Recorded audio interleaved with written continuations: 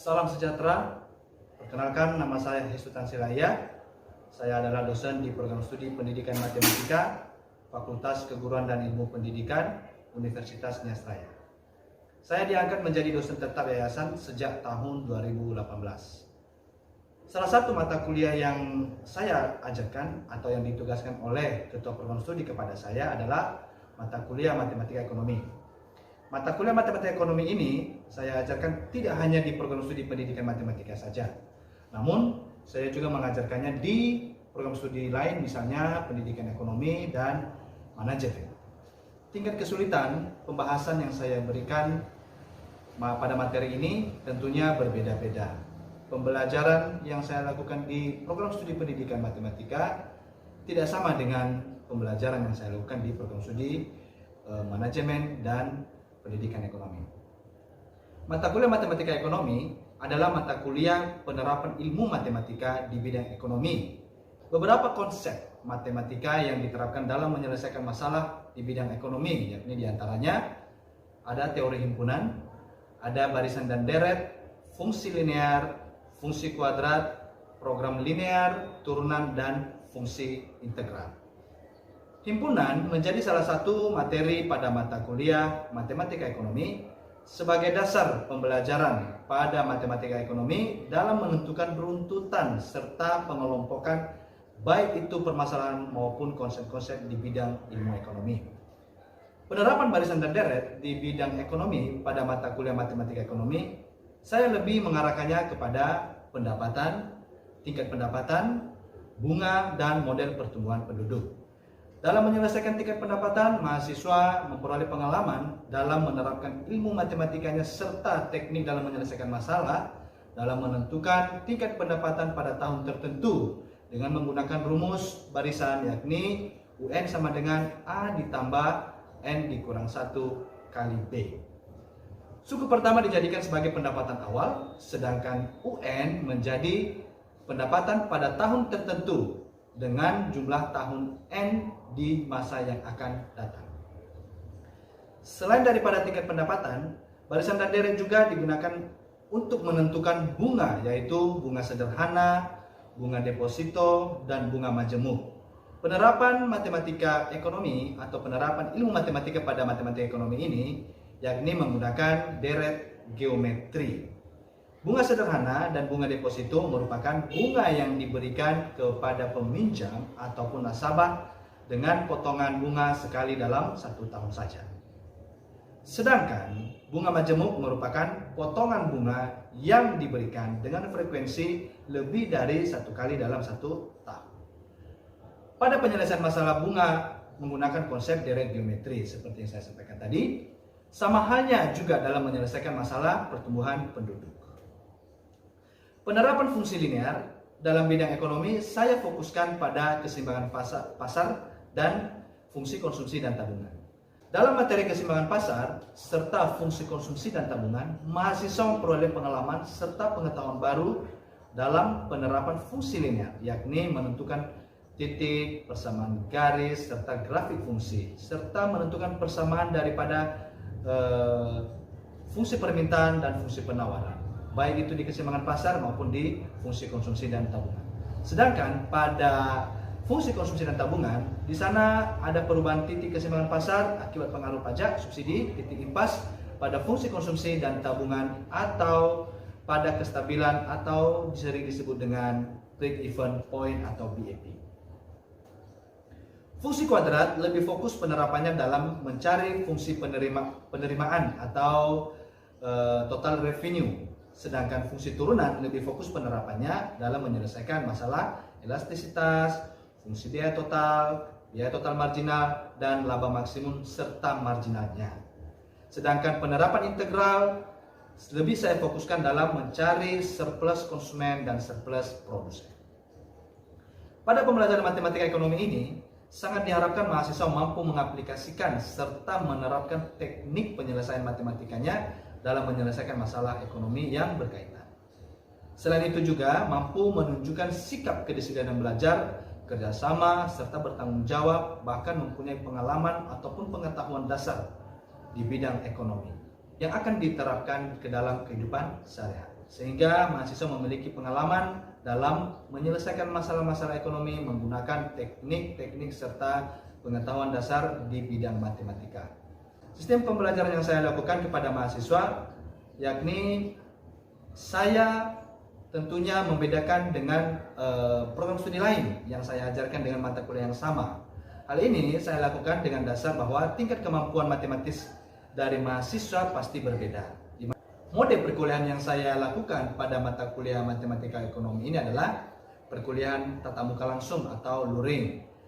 Sebelum jadwal perkuliahan dimulai, terlebih dahulu saya mempersiapkan beberapa perangkat-perangkat serta tugas-tugas, silabus, dan lain sebagainya untuk persiapan sebelum dimulai perkuliahan. Adapun beberapa media pembelajaran yang saya gunakan, yakni papan tulis, spidol, infocus, dan laptop. Dan saya juga menggunakan aplikasi GeoGebra. Hal ini saya pakai karena aplikasi GeoGebra ini sangat cocok untuk melukis grafik, melukis persamaan garis, serta membantu mahasiswa dalam menentukan titik-titik serta bentuk dari persamaan garis, kurva, dan lain sebagainya. Adapun metode pembelajaran yang saya gunakan pada mata kuliah matematika ekonomi ini, yakni ceramah, diskusi, tanya jawab, dan penugasan serta pemberian masalah atau proyek. Mengingat bahwa mata kuliah matematika ekonomi lebih dominan dalam perhitungan, maka mode pembelajaran yang saya berikan tidak terlalu lama pada ceramah, melainkan lebih kepada penyelesaian masalah atau mengerti. Adapun teknik pembelajaran di dalam kelas yang saya lakukan, yang saya masuk, saya selalu mengawali sapaan kepada mahasiswa dengan menyapa mereka dalam bahasa daerah Nias, yakni Ya'ahohu, artinya selamat, atau salam, artinya salam dalam bahasa daerah Nias. Kemudian saya susul dengan kata selamat pagi, seperti ini, Ya'ahohu, selamat pagi. Kemudian mereka akan merespon Ya'ahohu juga dan selamat pagi juga.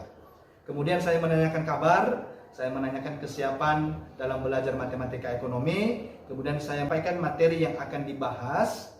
Kemudian memberikan ceramah, yakni penjelasan tentang konsep materi yang akan dibahas. Kemudian dari konsep materi yang sudah saya sampaikan kepada mahasiswa, saya mempersilahkan mereka untuk bertanya, membuka ruang pertanyaan dari penjelasan saya di awal. Kemudian karena kalau ada pertanyaan langsung saya respon, kalau tidak ada pertanyaan saya lanjut dengan menjelaskan rumus dan penurunannya, serta memberikan salah satu contoh soal dan mentutorkan mahasiswa dalam menyelesaikan soal secara bersamaan. Setelah menyelesaikan soal, kemudian saya buka lagi ruang pertanyaan sehingga memberikan kesempatan kepada setiap mahasiswa yang kurang paham dari apa yang sudah saya ajarkan. Tentunya disitulah kesempatan mereka untuk bertanya, mulai dari konsep rumus, kemudian mulai dari teknik penyelesaian, dan mulai dari penurunan rumus yang sudah dikerjakan dari permasalahan atau soal yang disampaikan. Kemudian setelah diskusi selesai, memberikan masalah baru untuk didiskusikan secara bersama. Kemudian saya memberikan masalah kepada mahasiswa. Dalam pemberian masalah ini saya memberikan challenge kepada mahasiswa, dan awalnya saya membentuk kelompok. Saya membentuk kelompok mahasiswa, kemudian saya memberikan challenge yang sama kepada masing-masing tim atau kelompok, di mana anggota kelompoknya terdiri dari 3-5 orang. Nah, challenge-nya adalah di mana bagi siapa yang cepat menyelesaikan atau mempresentasikannya ke depan, atau cepat mempertanggungjawabkan hasil penyelesaiannya dengan benar dan tepat, akan mendapatkan poin dari nilai UTS. Kemudian setelah kegiatan diskusi selesai, maka saya sebagai dosen pengampu menyimpulkan materi dari kegiatan pembelajaran awal hingga kegiatan pembelajaran akhir. Setelah saya menyimpulkan materi, saya memberikan tugas di rumah dan memberikan tugas di rumah melalui link Google Form yang sudah saya sampaikan di awal tadi, di mana mereka harus mengerjakannya secara online dan mengirimnya tepat waktu. Karena di sana sudah saya tentukan deadline-nya, apapun ceritanya, kalau misalnya dia terlambat maka dia tidak akan bisa mengirim tugasnya. Kemudian saya menutup perkuliahan dan memberikan penguatan serta harapan agar pembelajaran yang sudah mereka ikuti pada pertemuan itu tidak merugikan mereka atau bermanfaat dalam kehidupan mereka dan bisa mereka terapkan dalam kehidupan sehari-hari. Kemudian saya menutup pembelajaran memberikan salam, di mana salam bahasa daerah Nias, yakni Yahowu, selamat siang atau selamat siang, dan selamat sore atau selamat sore, dan mereka akan merespon kembali Yahowu, selamat siang atau selamat sore. Berdasarkan pengalaman mengajar saya selama saya berdiri di depan kelas, setiap mahasiswa sangat penasaran dengan materi yang akan saya ajarkan. Mungkin karena ada rumus baru atau ada konsep baru dari pembelajaran matematika ekonomi ini sehingga membuat mereka penasaran. Selain itu, mengurangi suasana ketegangan di dalam kelas, saya juga sering-sering memberikan humor kepada mahasiswa agar pembelajaran semakin enjoy dan fresh. Namun, humor yang saya berikan tidak ke humor negatif, melainkan ke humor yang wajar dan bersifat positif saja. Sehingga mahasiswa merespon dengan ketawa atau senyum atau tertawa lepas dari lelucon yang saya berikan, dan hal ini membuat mereka fresh, tidak terlalu tegang dalam mengikuti pembelajaran matematika. Hal ini saya lakukan karena pembelajaran matematika ini memang pembelajaran yang sangat menegangkan sekali. Terlalu banyak angka-angka abstrak yang wajib dan yang harus kita kerjakan, yang harus diselesaikan dari masalah-masalah yang diberikan. Selain itu, di luar jadwal perkuliahan, beberapa juga mahasiswa menanya beberapa hal terkait materi. Misalnya mereka datang ke ruangan saya, atau mereka mengontak saya melalui chat WhatsApp dan menanyakan, misalnya ada pertanyaan yang ingin dia sampaikan namun tidak sempat ia tanyakan pada pertemuan itu, dan saya sebagai dosen pengampu tidak menutup diri untuk itu, dan saya tetap melayani selagi saya ada waktu. Jika saya ada waktu, saya akan layani, saya akan merespon, saya akan mengarahkan, saya akan mengajarkan, supaya semangat belajar mahasiswa, rasa penasaran mahasiswa itu bisa terpenuhi dan terjawab, sehingga mereka merasa puas dalam pelayanan atau pembelajaran yang saya berikan. Artinya selama pembelajaran tidak hanya berfokus di dalam kelas saja, artinya di luar kelas mereka masih bisa saya layani selagi seputar topik materi atau topik mata kuliah yang saya ajarkan. Teknik penilaian. Dalam teknik penilaian yang saya lakukan di dalam kelas atau pada mata kuliah matematika ekonomi, tidak hanya berpatokan pada nilai UTS dan UAS saja. Namun ada teknik penilaian yang lain, yakni misalnya keaktifannya di dalam kelas.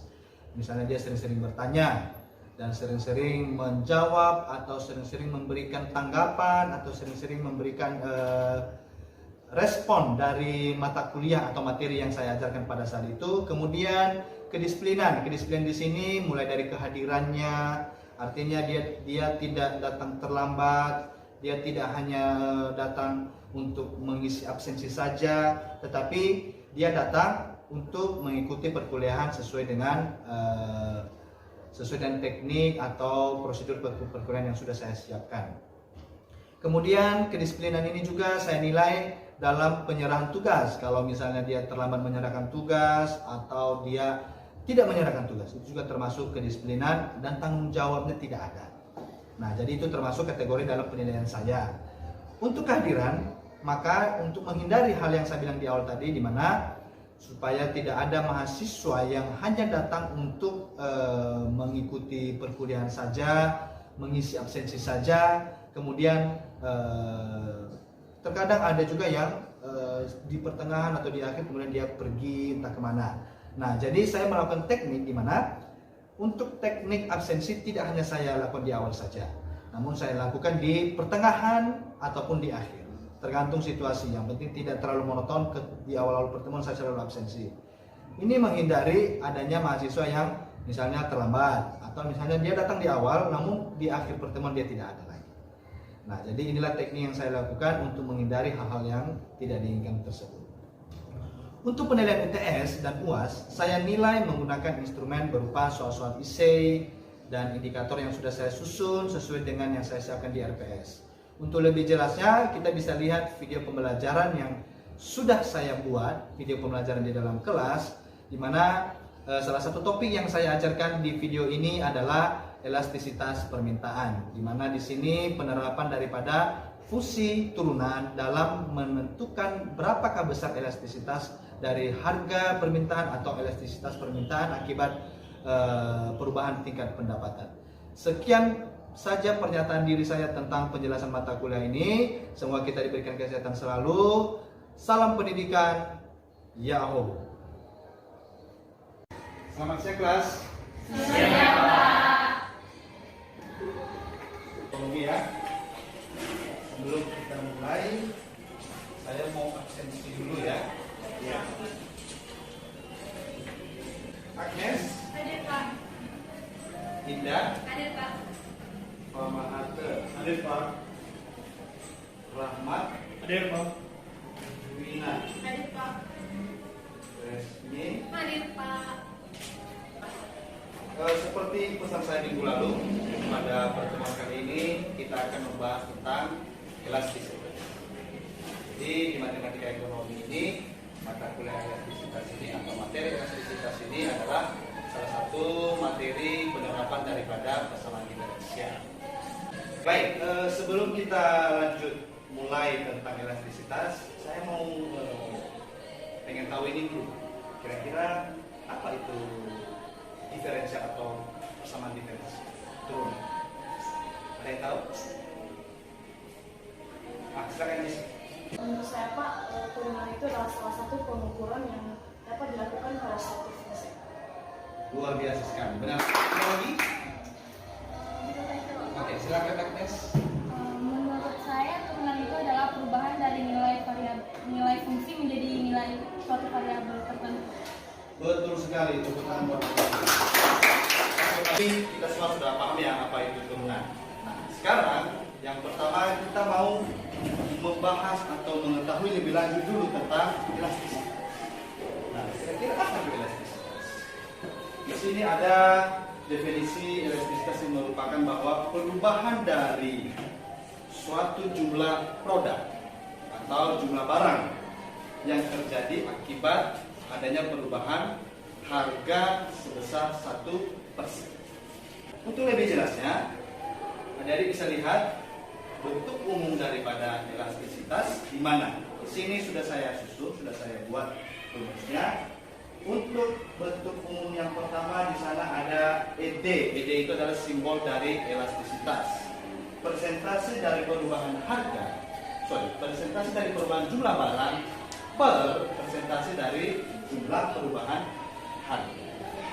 Q adalah jumlah produk atau quantity dan P adalah price, harga.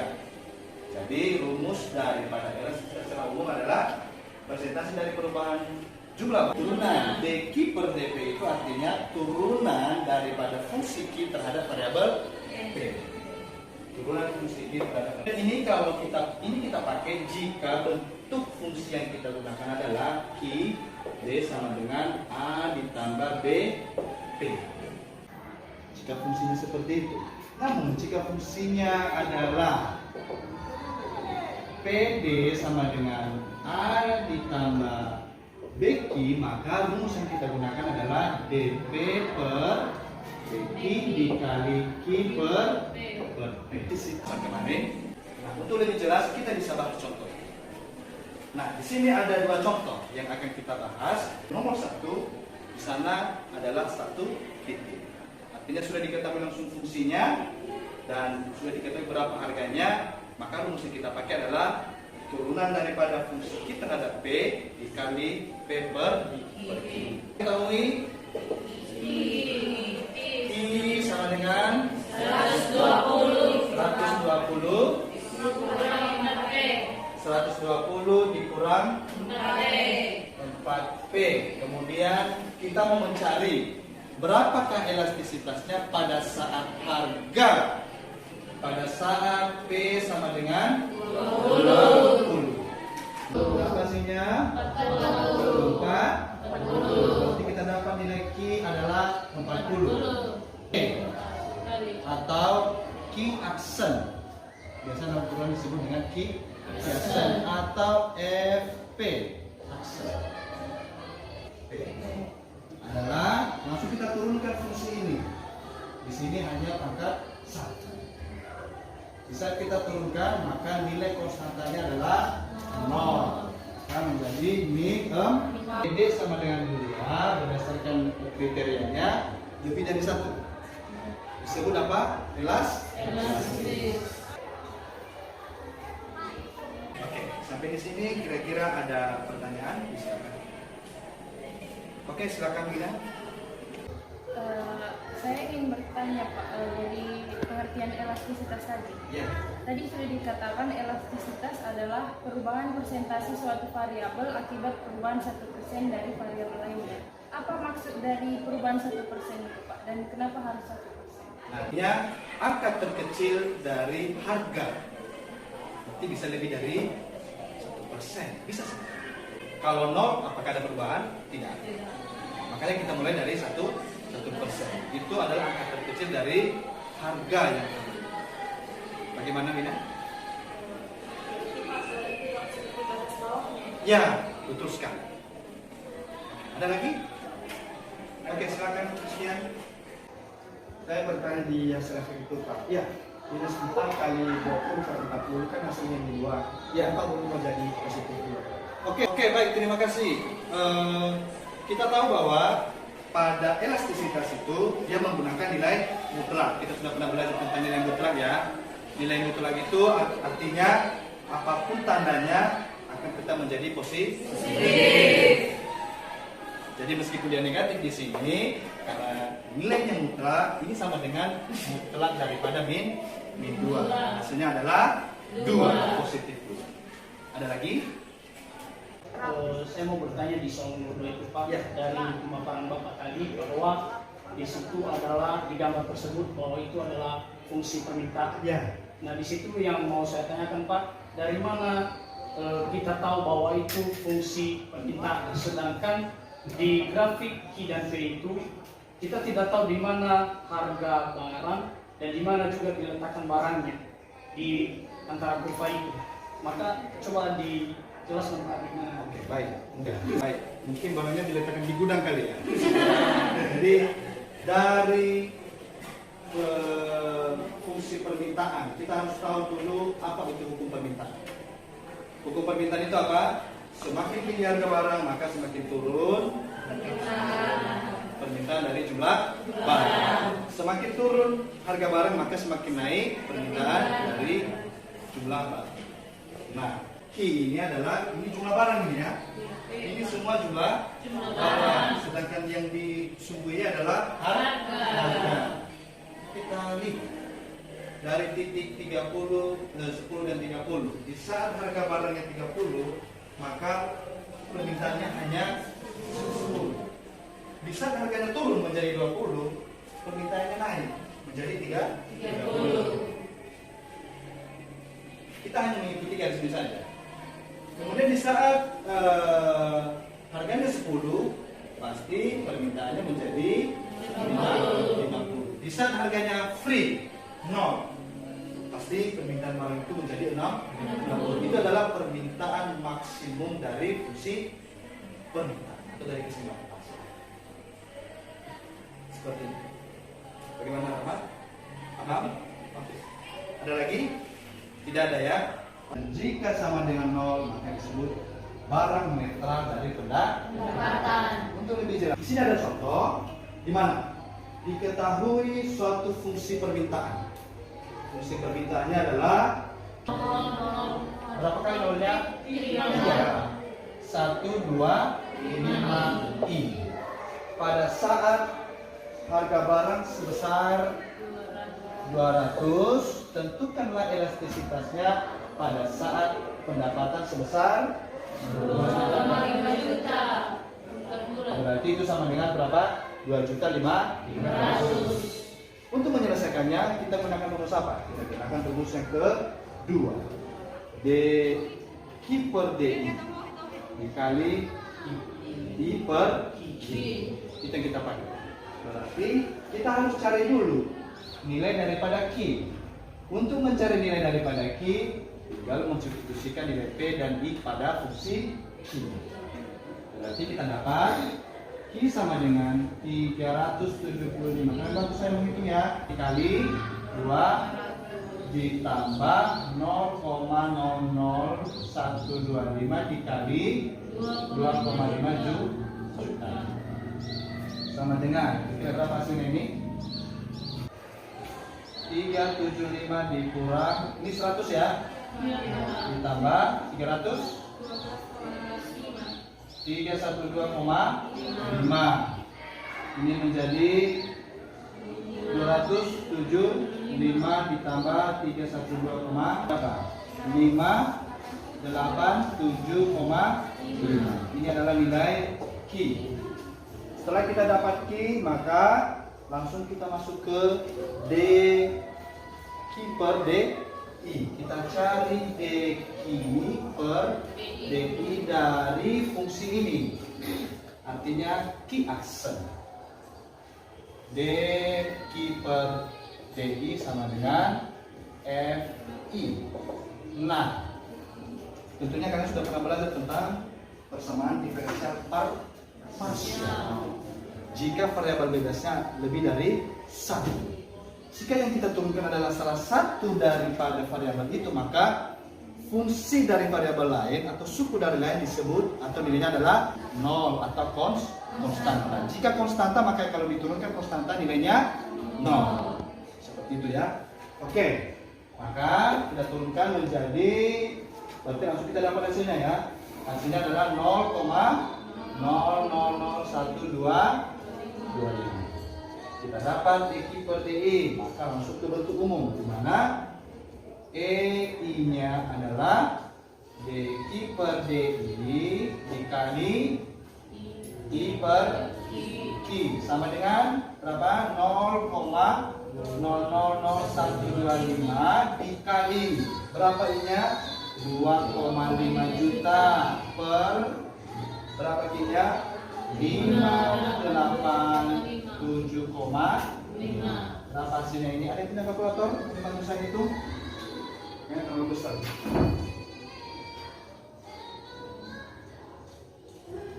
Berapa hasilnya? 0,53. Pas itu. 0,53. Berarti kalau 0,53 disebut apa? Barang normal. 0,5 itu masih lebih dari 0. Ingat itu ya. 0,5 itu masih lebih dari 0. Oke, baik. Sampai di sini ada pertanyaan? Jika ada pertanyaan, silakan. Oke, silakan Agnes. Berarti Pak, untuk mencari nilai Q aksennya itu yang diturunkan adalah I-nya bukan P-nya Pak. Berarti P-nya dianggap konstanta gitu. Bukan. Berarti DQ per DP baru yang diturunkan adalah hanya P-nya saja. Yang lainnya adalah konstanta. Kalau konstanta itu jika diturunkan nilainya adalah 0. Seperti itu ya. Hasilnya 0,5. Dan itu masih lebih dari 0. Ingat itu. Jangan karena ada nolnya kamu pikir itu kurang dari 0. Baik, ada pertanyaan? Tidak ada. Jika tidak ada, saya ada. Ini tugas ya. Tugas. Dan tugas ini dikerjakan di rumah.